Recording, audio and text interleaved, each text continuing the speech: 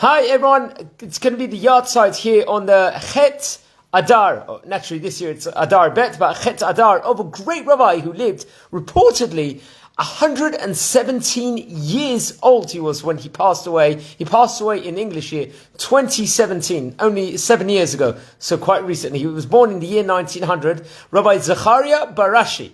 He was actually born in Kurdistan, to be precise, in a village over there in Kurdistan. I believe it was called the Barashi village over there, which is very interesting. Came from a rabbinic family also. His father was Rabbi Eliyahu and his mother was Rabbinit Simcha. And he was born, apparently reported, in the year 1900. So we're talking about 124 years from the time of recording this. And very interesting, his father actually dealt in, I believe, inside the sewing and a trade, and also within regards to sewing, they call actually arigat. That's what they call in, and also in linen and fabrics trade, also in those various trades. That's what was the family business. And over there in Kurdistan, he learned inside the Talmud Torah over there, and was also at the time addressing the congregation for many years. And I think in the year 1934 around, he started making his plans to make Aliyah. So at that stage, he would have been 34 years old. And at the age of 36, he would finally succeed in making Aliyah over there. So that was reported over. So that would have been in the year 1936.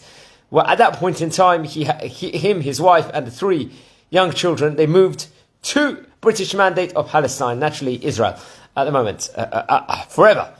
Okay, so it's actually interesting. It's reported over. He actually initially in Israel was working as a construction worker, while at the same time he was actually teaching a lot of Torah, giving drashot sermons to the local Kurdish synagogue over there in Jerusalem. That's where he was based in Jerusalem. Over there was a very great rabbi, and there was an influx of immigrants coming, especially from Kurdistan and from all over in the 1950s. So Chacham Barashi, he began to visit the different Iraqi and Kurdistani communities, and actually took care of many of their spiritual needs over there. He was teaching them Torah, and doing a lot of outreach work, and giving motivation and chizuk to the Kurdistani Iraqi communities over there. He actually encouraged the new immigrants coming into Israel to have like a good Kurdistani Jewish pride, Iraqi pride, and to strengthen really their traditions, the great amount of traditions, because this is a community rich with a lot of Torah.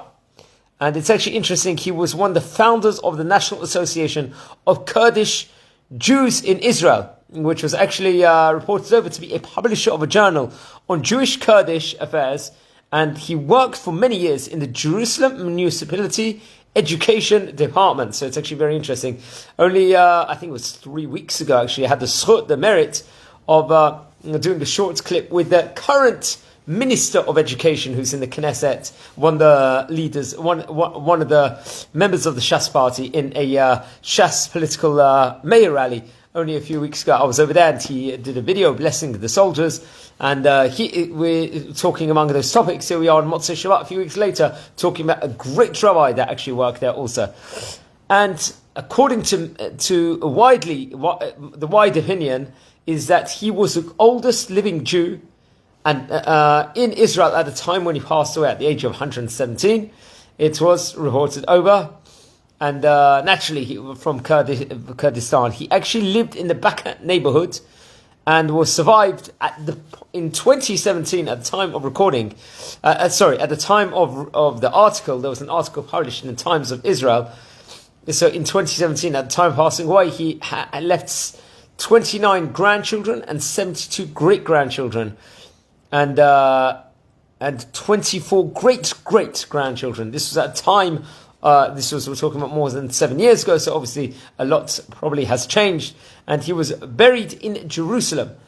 He was one of the great Kurdistani rabbis also. And so according to one opinion, he was 116. According to another opinion, he was 117. He was buried in Har HaMenuchot in Jerusalem. And let's try and find out just a bit more extra information. So 1900 he was born in, And actually, if you added extra tidbits, he actually wrote a book also called Yalkut Barashi. What was this based on, friends? This was it was a order within regards to different sefarim, which was including the different drashot he gave on the Parashat Shavua and on the book of the Zohar. Also, I believe that was printed in the year 1992. So he was probably he was around 92 years of age at that point in time. The Great Rabbi was also, and he was also given, I believe, in the year 2012, a certificate of senior citizen of honor by the Deputy Minister of Senior Citizens at that point in time. This was in the year, and also I think he met with Shimon Peres, various different Rabbanim also. He was also given many accolades, the Great Chacham was, and I believe in the year 1980 he was chosen to be part of the Yakira Yirushalayim, the great people of Jerusalem, the beloved people of Jerusalem also, which is another great honor also. And it's his Hilula over here.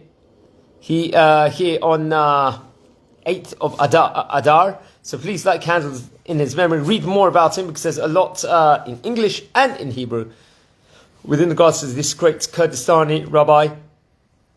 And widely accepted, as I related before, that he was the oldest living person in Israel at 117 years at the time he had passed away. So that's according to many, many opinions. Rabbi Zecharia Barashi. So please watch over the previous videos. We have already done in this series about 155 videos over here. So please don't forget to subscribe from wherever you're watching, and please don't forget to smash the like button. And Bez Hashem will hear good things from the whole world and from Israel. So wishing you a Shavua Tov, Umavarach, and take care.